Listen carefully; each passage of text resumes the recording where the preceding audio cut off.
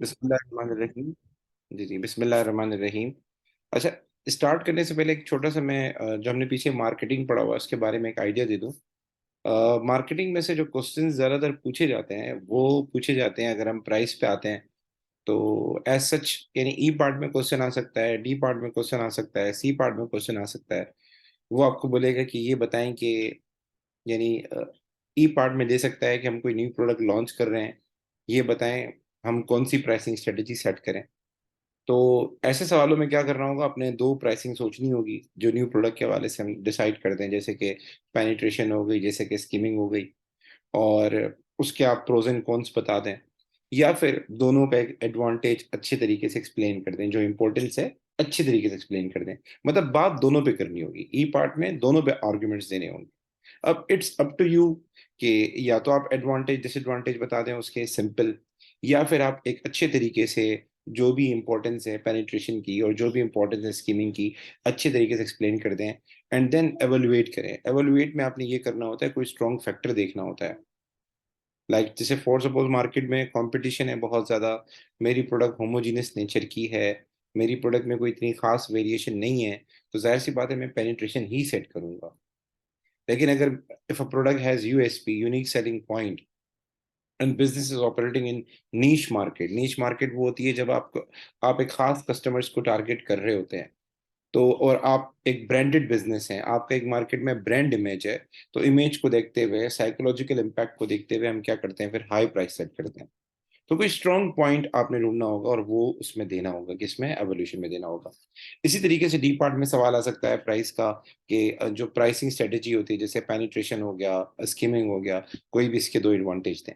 Paper में जब भी बुक जब भी पढ़े, दो एडवांटेज दो डिसएडवांटेज इनफ है।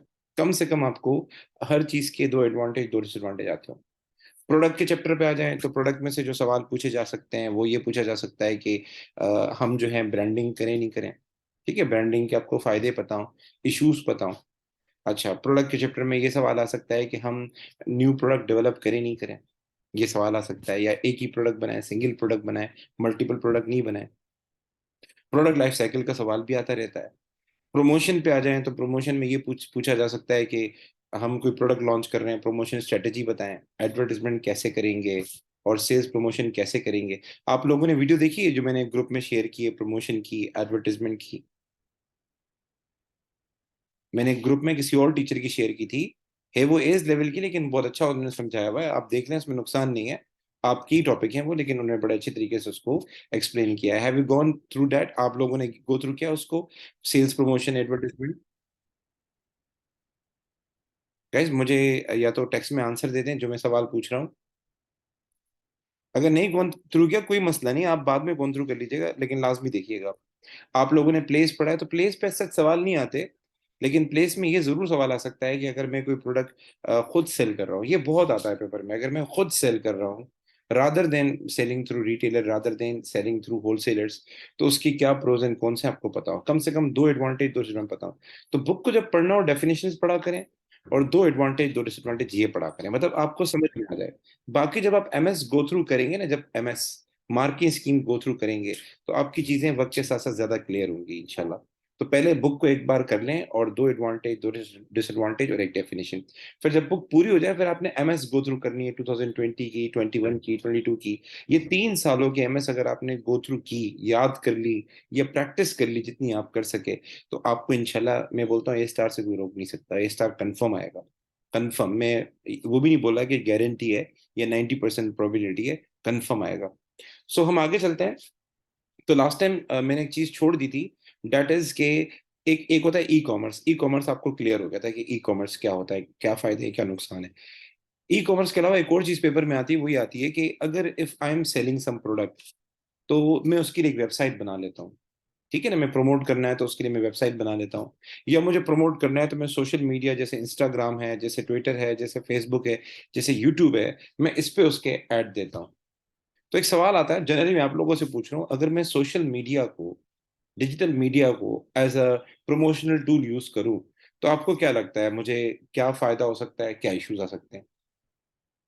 कोई भी एक बता दें। अगर मैं सोशल मीडिया, फेसबुक हो गया, इंस्टाग्राम हो गया, ट्विटर हो गया, यूट्यूब हो गया, अगर मैं इसको as a promotional tool use करता हूँ, मैं कोई इस पे अपनी प्रोडक्ट की प्रमोशन करता हूँ, प्लेसमेंट करता हूँ, तो आपको क्या लगता है, क्या फायदा होगा, क्या नुकसान होगा? जी अब्दुल्ला बेटा।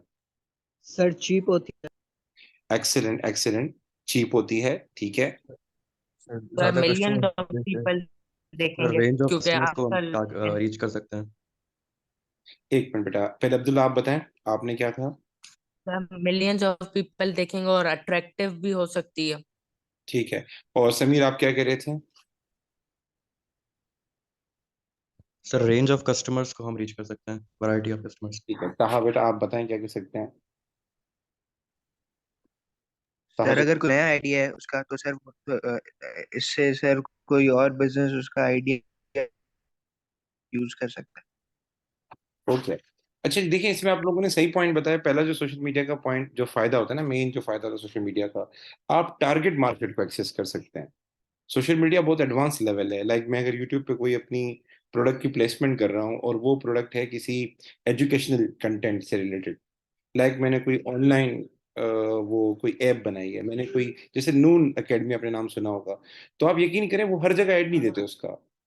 वो आपको बकायदा, यानी अगर आपकी एक एकेडमी ऐसी है जिसमें ओ लेवल, ए लेवल के बच्चे पढ़ सकते हैं, उनके लिए आपने बनाई है, तो वो ऐड उन्हीं वीडियोस पे देते हैं जिनकी व्यूअर्स ज्यादातर क्या होते हैं, 17 to 24 एज के होते हैं, क्योंकि यही एज होती है लोगों की, बल्कि 13 to 24 कर लें, यही एज होती है बच्चों की जो ओ लेवल, ए लेवल और कॉलेज वगैरह चाह रहे होते हैं।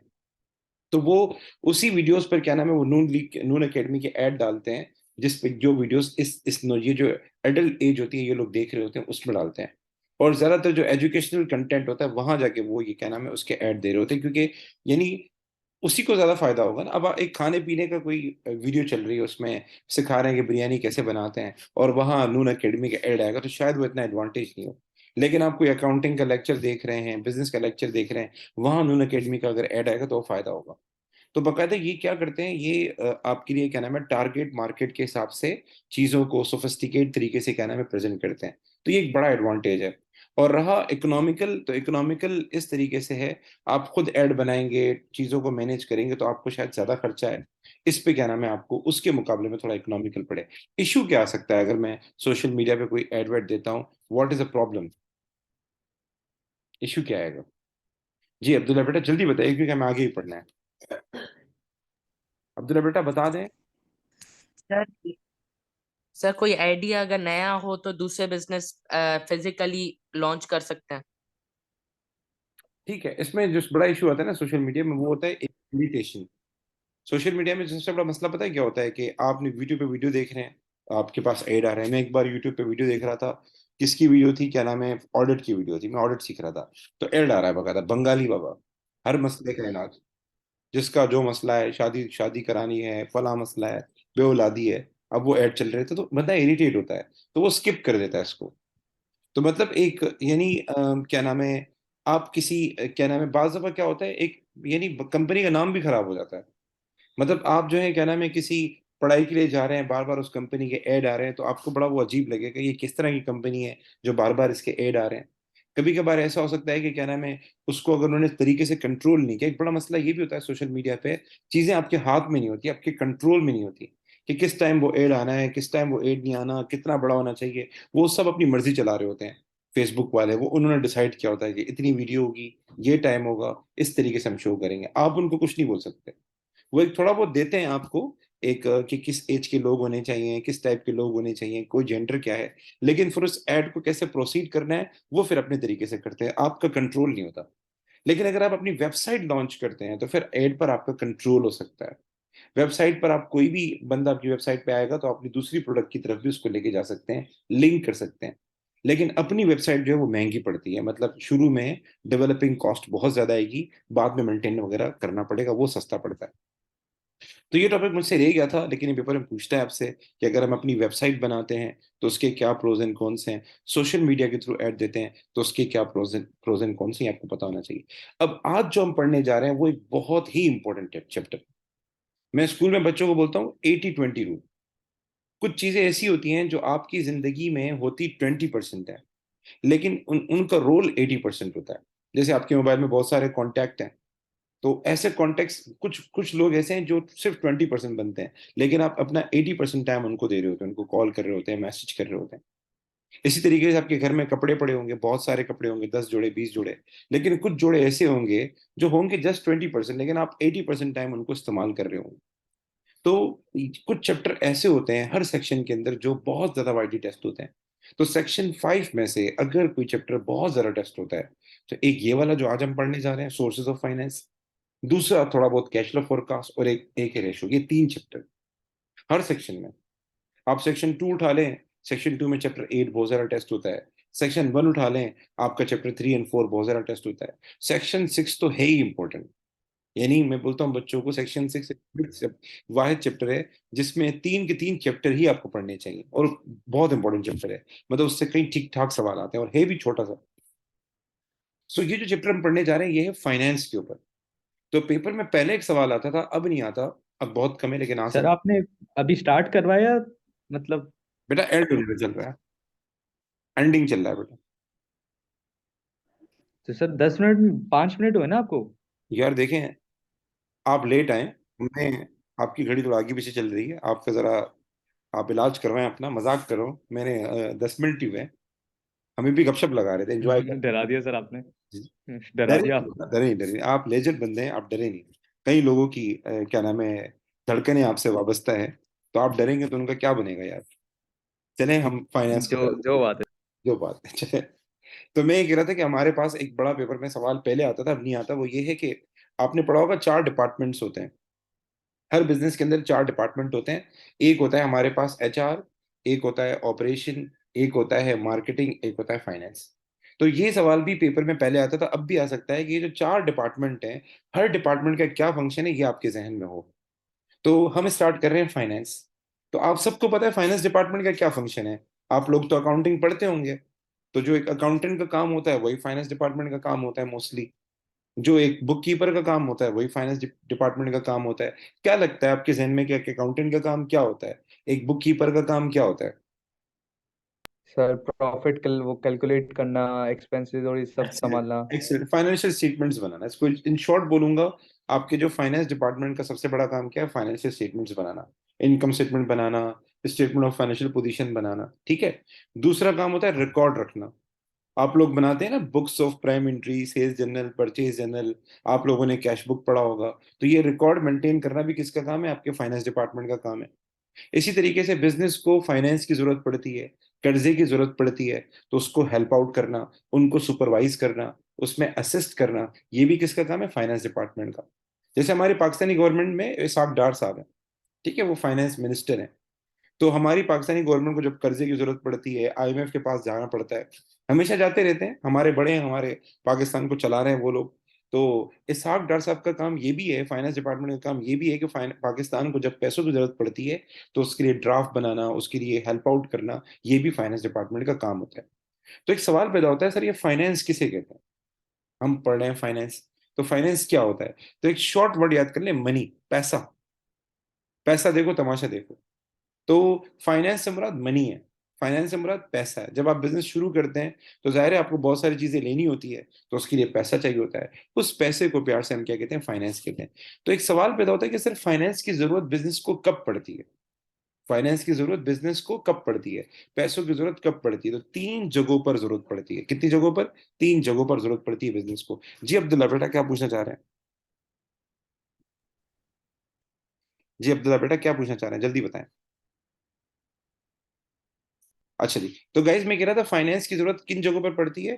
फाइनेंस की जरूरत बिजनेस को 3 जगहों पर पड़ती है। पहली कहलाती है, उसको हम कहते हैं startup capital. Startup capital, startup capital क्या होता है? जब आप बिजनेस शुरू करते हैं, तो बिजनेस शुरू करने के लिए पैसा चाहिए होता है। बिजनेस शुरू करने के लिए आपको चीजें खरीदनी होती हैं, उनके लिए अमाउंट चाहिए होता है। वो जो अमाउंट है उसको हम प्यार से कहते हैं स्टार्टअप कैपिटल। भाई, अनस ने सोचा मुझे गैस स्टेशन लगाना है, पेट्रोल पंप लगाना है। हैदराबाद में लोग दर बदर फिर रहे होते हैं, पेट्रोल पंप बहुत दूर हैं, एक अच्छा पेट्रोल पंप हैदराबाद में लगाना है। तो जाहिर सी बात है, ऐसे तो बनेगा नहीं, 500 रुपए ऐसे तो बनेगा नहीं, 1000 रुपए से बनेगा नहीं। कम से कम इनके पास 50 लाख रुपए होने चाहिए वो पेट्रोल पंप बनाने के लिए। तो ये जो 50 लाख रुपए जो अरेंज करेंगे, अपने उम्र से और साथ से बात करके पेट्रोल पंप बनाएंगे, उस 50 लाख को हम प्यार से क्या कहते हैं? Startup capital. दूसरा, बिजनेस को पैसे की जरूरत कब पड़ती है? जब हम बिजनेस को क्या करते हैं? एक्सपेंड करते हैं।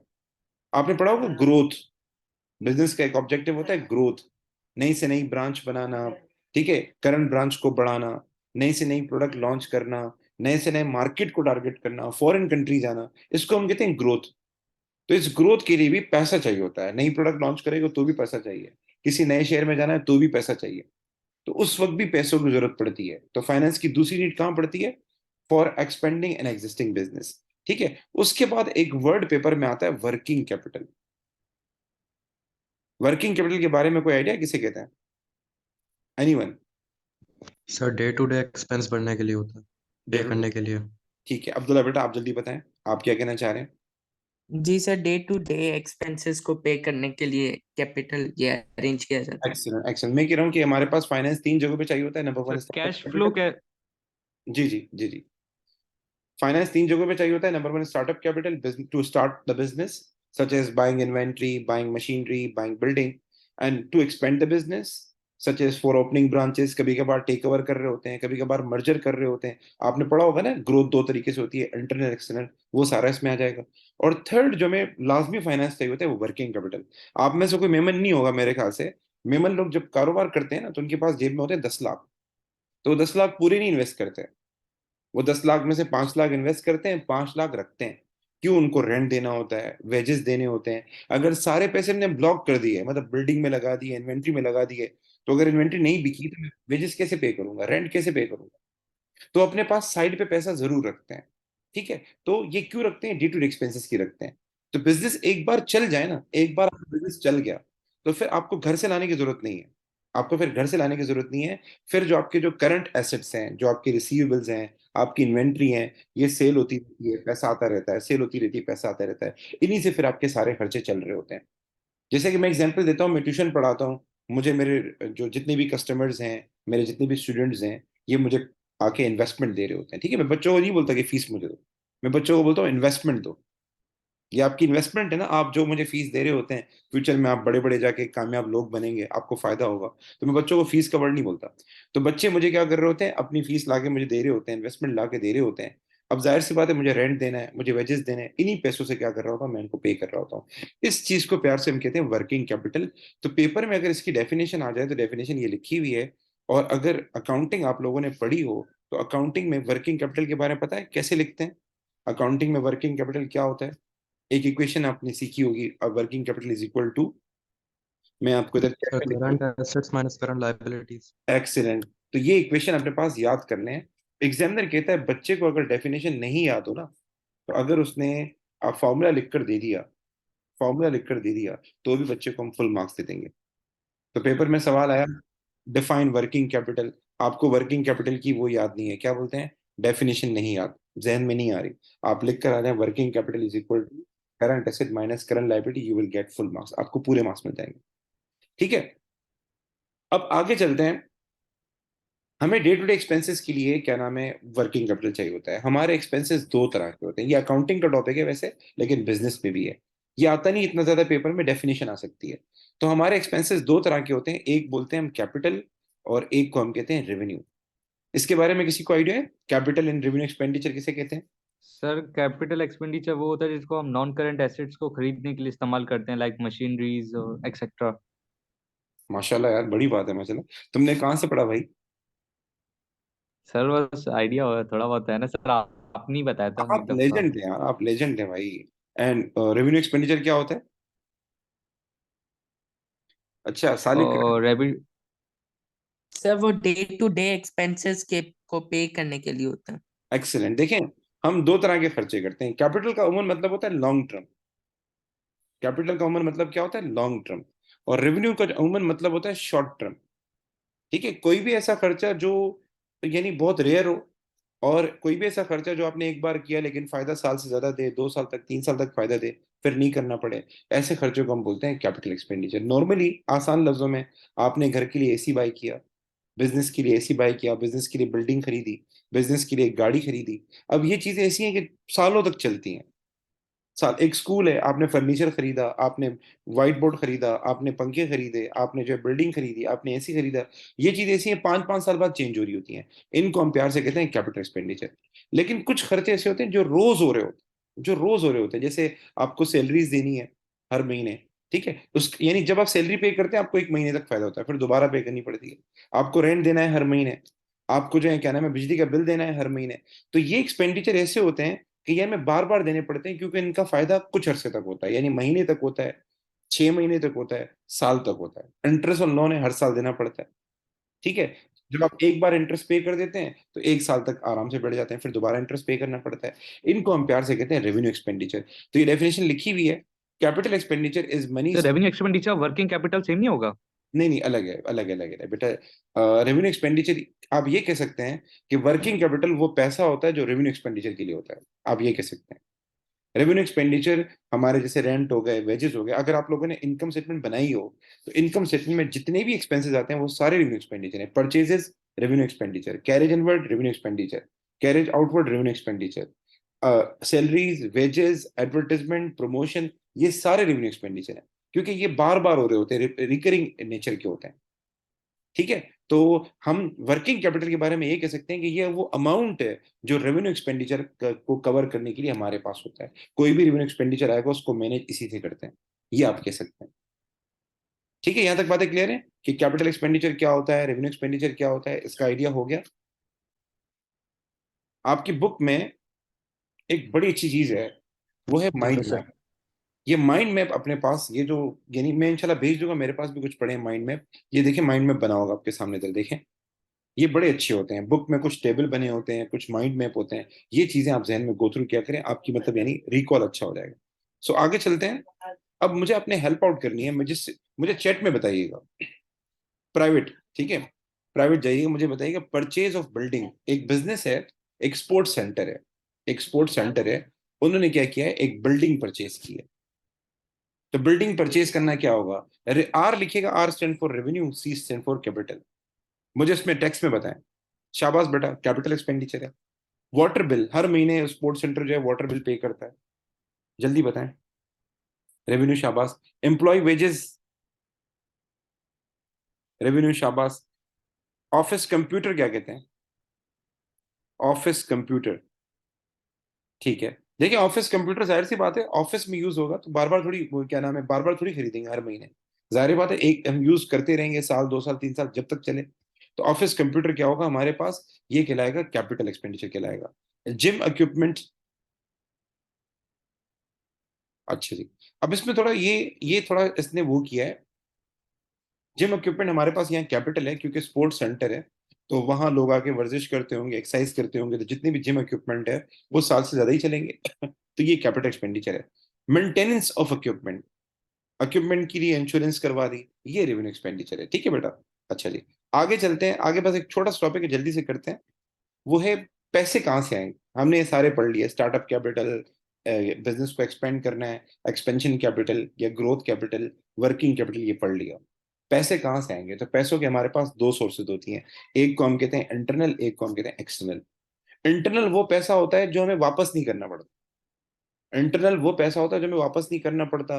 इंटरनल वो पैसा होता है जो बिजनेस अपने तौर पे अरेंज कर लेता है, मतलब वो बाहर से किसी से अरेंज नहीं करते। इंटरनल वो पैसा होता है जिसमें अमन कोई हमें अलग से कुछ कॉस्ट नहीं बेयर करनी पड़ती, जैसे कि मैं किसी से लोन लूंगा तो उस पर इंटरेस्ट देना पड़ेगा। तो internal source of sir finance, savings. हाँ जी बिल्कुल सही कह रहे हैं। इंटरनल सोर्स ऑफ फाइनेंस में हमारे पास तकरीबन 3-4 हैं। वो कौन कौन से, पहले मैं आसान वाले बता देता हूँ।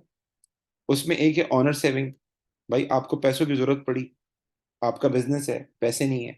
पार्टनरशिप है, पैसों की जरूरत पड़ी, पैसे नहीं है। तो बिजनेस में पैसे नहीं है लेकिन आपके पास तो पैसे हैं, पर्सनली तो आपके पास अमाउंट मौजूद है, आप अपना अमाउंट इन्वेस्ट कर दें। तो पार्टनरशिप में क्या होता है, 3 पार्टनर्स हैं, कभी मसला आ जाए तो वो पार्टनर्स क्या करते हैं, लगाते हैं। हमारे एक दोस्तों का स्कूल है, मैं उनका नाम नहीं ले सकता क्योंकि वीडियो रिकॉर्ड होती है, फिर ये यूट्यूब पे जाती है। तो वो स्कूल चला रहे हैं माशाल्लाह से, वो तीनों, अच्छा चल रहा है। लेकिन ये कि ज़ाहिर है वो ब्रेक इवन नहीं हुआ अभी तक, वो क्या नाम है, वो उस कंडीशन में नहीं आया। तो पैसों की जरूरत पड़ती है क्योंकि वेजेस पे करने पड़ते हैं, बहुत सारे खर्चे पे करने पड़ते हैं, तो वो हर महीने कुछ ना कुछ अमाउंट अपने बिजनेस में लगा रहे होते हैं, जो उनके पास साइड पे पैसा सेव हो रहा होता है। अब आपने करना क्या है, आपने ये करना है, जैसे ये सवाल तो पेपर में नहीं आता इतना ज्यादा, लेकिन आपके जहन में ये होना चाहिए, अगर ऑनर अपने पैसे लगाता है तो उसका कोई एडवांटेज क्या होगा, डिसएडवांटेज क्या होगा। ऑनर अगर अपना पैसा लगाता है तो उस पर कुछ ऊपर नहीं देना, वो कुछ ऊपर नहीं लेगा, तो इट मीन्स उस पर कोई अलग से इंटरेस्ट नहीं पे करना। ऑनर अगर अपना पैसा लगाएगा, इसमें सबसे बड़ा इशू ये आता है कि ऑनर के पास सेविंग कभी कभार कम होती है और रिस्क होता है। तो पार्टनरशिप में एक बड़ी अच्छी चीज है, पार्टनरशिप में आपने एक चीज पढ़ी होगी, लोन। अकाउंटिंग पढ़ते हैं आप सब, आपने अकाउंटिंग में पढ़ा होगा, पार्टनर कभी कभार क्या करता है, बिजनेस को लोन देता है। तो जी वो क्यों सर। दे रहा होता है, वो कैपिटल के तौर पे पैसा क्यों नहीं लगाता। उसकी वजह ये होती है, उसको डर लग रहा होता है कि यार अगर ये पैसे मैंने कंपनी में बिजनेस में लगा दिए, तो अगर बिजनेस लॉस में चला गया, मेरा तो सरमाया डूब गया। अनलिमिटेड लाइबिलिटी होती है ना। तो उसका एक अच्छा तरीका होता है कि चलो भाई इसको आप, इंटरेस्ट ऑन कैपिटल कहते हैं ना? नहीं नहीं, मैं दूसरी बात कर रहा हूँ। पार्टनरशिप में आपने एक चीज पढ़ी होगी, कभी कभार पार्टनर क्या करता है, बिजनेस को लोन देता है, अपनी बिजनेस को लोन देता है, जी सर, पढ़ी थी। और आप उसमें इंटरेस्ट ऑन लोन आईएएस में जाके लिखते थे, याद आ रहा है। तो पार्टनरशिप में वो लोन क्यों जी देता है, सर। वो लोन इसीलिए दे रहा होता है क्योंकि उसको लगता है कि मेरा बिजनेस जो है वो अच्छा है माशाल्लाह से, लेकिन ये है कि लॉस में जा रहा है, थोड़ा डामाडोल है, रिस्क बहुत ज्यादा है। तो इस चक्कर में वो क्या करता है, एज ए कैपिटल नहीं लगाता है पैसा, क्योंकि कैपिटल में क्या है, पैसा वापस नहीं मिलेगा आपको। आप ड्राइंग की सूरत में जो मुकर्रर है, आप ड्राइंग करते जाएं। ड्राइंग भी तब करेंगे जब बिजनेस प्रॉफिटेबल होगा, लॉस में होगा तो कैसे ड्राइंग करेंगे। तो पार्टनरशिप में क्या, बिजनेस जब करते हैं पैसा वापस नहीं मिलता। पैसा कैसे वापस मिलता है, जब बिजनेस बंद होता है, फिर जितने आपकी नसीब में आए। तो पार्टनर के पास एक अच्छा तरीका है, अपना पैसा एज अ लोन दो, बिजनेस लॉस में हो प्रॉफिट में हो, आपको हर साल इंटरेस्ट मिलेगा, ठीक है। और कभी अगर बिजनेस हालात डामाडोल हो जाती है, बंद होता है, तो सबसे पहले आपको पैसे अदा होंगे, फिर बाकियों को अदा होंगे, ठीक है। तो ये क्या वजह है, ऑनर्स डर रहे होते हैं, बार बार रिस्क होता है, इसलिए वो पैसा नहीं लगा रहे होते। उसके बाद आते हैं दूसरा, हमारे पास क्या तरीका है अगर हमारे पास पैसों की जरूरत पड़ती है, वो है हमारे पास अगर इन्वेंट्री में पैसा फंसा हुआ है। इन्वेंट्री के बारे में किसी को आइडिया, इन्वेंट्री किसे कहते हैं। वैसे एक सवाल कर रहा जी हूँ सर, आप लोगों जो ने business supplies, sir like goods raw बहुत मटेरियल्स बिजनेस जो और इसमें सप्लाईज रखता है अपनी, क्या कहते हैं, एक्स्ट्रा डिमांड को अकोमोडेट करने के लिए। एक्सीलेंट एक्सीलेंट, बिल्कुल बिल्कुल। आप लोग सही फरमा रहे हैं। देखिए हम लोग करते हैं परचेजेस, बहुत सारे लोग परेशान भी होते हैं। परचेजेस एसेट है या एक्सपेंस है, कई लोग परेशान हो रहे होते हैं, बेस्ट सैलरी होती है। सर एक्सपेंस है ना सर? एक्सीलेंट एक्सीलेंट बेटा, परचेजेस एक्सपेंस है, लेकिन उस परचेज में से जो माल बच गया, जो नहीं बिका, वो क्या कहलाता है, इन्वेंट्री कहलाता है। तो हमारे पास बहुत सारे बिजनेस ऐसे होते हैं जिनके पास इन्वेंट्री जमा होती है। लाइक अगर आप कभी किसी चावल वाले के पास जाए ना, यहाँ हमारे हैदराबाद में टावर मार्केट, तो इनके पास 2-2 साल का चावल पड़ा हुआ है, 3-3 साल का चावल स्टॉक किया हुआ है इन लोगों ने, क्योंकि चावल की एक एजिंग होती है। जितना चावल पुराना होता है उतना ज्यादा सेल होता है। तो इनके पास ये जो आप दुकान देखेंगे, दुकान छोटी सी है, पीछे गोदाम बड़े हैं, ठीक है, पीछे गोदाम इनके पास बड़े हैं। 2-2 माल का इनके पास, 2-2 साल का इनके पास क्या नाम है, माल स्टॉक पड़ा होता है। तो बिजनेस को अगर ऐसे हालात आ जाएं कि क्या नाम है, उसको पैसों की सख्त जरूरत है, तो उसका एक आसान सा तरीका है, बाहर क्यों जा रहे हो, कर्जा क्यों मांग रहे हो, जो आपके पास इन्वेंट्री पड़ी है उस पे ऑफर लगा दो, कुछ कुछ डिस्काउंट लगा दो, कोई प्रमोशन स्कीम निकाल दो, अपनी इन्वेंट्री जल्दी से निकालो। तो एक बड़ा आपने देखा होगा, ऑफ सीजन जब होता है ना, ऑफ सीजन जैसे अभी अभी क्या नाम है, जो हमारे पास खादी वाले हैं, हमारे पास गुल अहमद वाले हैं, अलकरम वाले हैं, जब ये गर्मियां शुरू हो जाती हैं, तो ये सर्दियों का जो स्टॉक होता है, सर्दियों का स्टॉक पूरा उस पर लगा लेते हैं 50% ऑफ पे। ये क्यों लगाते हैं सर डायनेमिक प्राइसिंग। जी, ये इसलिए लगाते हैं 50% जो स्टॉक है ऑफ पे लगाते हैं, क्योंकि इनको रेंट देना होता है, वेजेस देने होते हैं। जो गर्मियों का माल है वो सस्ता तो बेच नहीं सकते, इमेज खराब हो जाएगा, उसकी डिमांड है मार्केट में, वो तो महंगा बेचना है। तो लोग जब तक आए, एटलीस्ट ये जो सर्दियों वाला माल है इनको जब ऑफर पे लगाते हैं, तो एक तो स्टोरेज कॉस्ट से बच जाते हैं, दूसरा अच्छा खासा पैसा आ जाता है। उस पैसे से ये क्या करते हैं, अपने रेंट वेजेस वगैरह निकाल लेते हैं। तो बहुत सारे बिजनेस जब ऑफ सीजन होता है ना, तो ऑफ सीजन में वो क्या करते हैं, जो पुराना माल होता है सारा ऑफर लगा के निकाल देते हैं। इसको हम कहते हैं सेल ऑफ इन्वेंट्रीज, कि हम हमें पैसों की जरूरत है तो हम इन्वेंट्री को क्विकली सेल करके मैनेज कर सकते हैं। लेकिन ये बिजनेस तभी कर सकता है जब उसके पास एक अच्छी इन्वेंट्री का अमाउंट मौजूद हो। अगर उसके पास इन्वेंट्री पीछे पाइल अप है तो वो कर सकता है। इन्वेंट्री है ही नहीं, जस्ट इन टाइम पे चलता है, तो मैनेज करना मुश्किल है। अगर इन्वेंट्री है, पैसों की जरूरत है, और सारी की सारी इन्वेंट्री आपने निकाल दी, कोई रेगुलर कस्टमर था आपका जो हमेशा आपके पास आता था, वो नाराज हो जाएगा। अब एक रेगुलर कस्टमर आया, आपके पास जो है वो ऑयल है, ऑयल नहीं है, चीनी है, चीनी नहीं है, बोलेगा क्या नाम है अपना, आपके पास जो है आटा है, आटा नहीं है, ताला है, भाई क्यों, दुकान में जब कुछ है ही नहीं, ताला ही लगा दो। तो सर, सर वो सिर्फ हमका सूजी है। प्रॉफिट भी कम होगा ना सर, क्या क्योंकि कह- हम अपना इन्वेंट्री का माल सर, कम सूजी कॉस्ट है। में बेच रहे हैं। सूजी सूजी सूजी नहीं किसकी सूजी है? नहीं नहीं, ये दूसरी बात कर रहा है, वो हलवा बनाते हैं ना, तो हलवे के लिए सूजी चाहिए होती है। तो बाद में करा तो ऑयल की, चीनी की, आटे की, तो सूजी की, तो उसमें ताले की बात आ गई। सो मैं कह रहा हूँ कि सेल ऑफ इन्वेंट्री का अच्छा आइटम है, लेकिन क्या नाम है इसमें ये कि आपके पास इन्वेंट्री हो, आप जस्ट इन टाइम नहीं कर रहे हो, तो आप कर सकते हैं। तो मैन्युफैक्चरर जो होते हैं ना, बड़े बड़े मैन्युफैक्चरर्स, वो ये काम कर रहे होते हैं। सो अभी ऐसा है, हमारे पास टाइम शॉर्ट है। मैंने शुरू में बड़ा टाइम लगा दिया था मार्केटिंग वगैरह में, तो हमारे जो बाकी रहते हैं ना फाइनेंस के पार्ट, ये बड़ा इंपॉर्टेंट चैप्टर है। इससे बहुत कम सवाल आते हैं जो हमने पढ़े हैं आज। सवाल जो आएंगे ना, डिबेंचर से आएगा सवाल, जो है आपका उससे आएगा, क्या बोलते हैं, लीजिंग से आएगा सवाल, जो है हायर परचेज से आएगा सवाल, जो है आपका क्या नाम है, क्राउड फंडिंग से आएगा, माइक्रो फाइनेंस से आएगा। ये सारे हम नेक्स्ट क्लास में सीखेंगे। तो अभी ऐसा है, मुझे आप ये बताएं कि आपको कौन सा टॉपिक अच्छा आता है, ताकि थोड़ा सा एक एमसीक्यूज टेस्टिंग हो जाए। सर प्राइसिंग लेंगे। सर सेक्शन प्राइसिंग नहीं सर, जो मुश्किल हो वो सेक्शन टू आता है, सेक्शन टू आप लोगों को जो सर सेक्शन, मार्केटिंग जी सर सेक्शन 2 में से ले लें, सेक्शन रिक्रूटमेंट 2 में था क्या सर? अभी ऐसा है, कम्युनिकेशन वाला अभी वो अभी हो रहा है 11-10। ठीक है, जब तक मैं वो, आप 11:15 पे आ जाइएगा ऑनलाइन, मैं मैसेज कर दूंगा सबको, ठीक है, 11:15 पे इसी लिंक पे आ जाइएगा। जब तक मैं आपके लिए सेक्शन 2 का वो एमसीक्यूज का वो जी फोल्डर सर। बना लेता हूँ।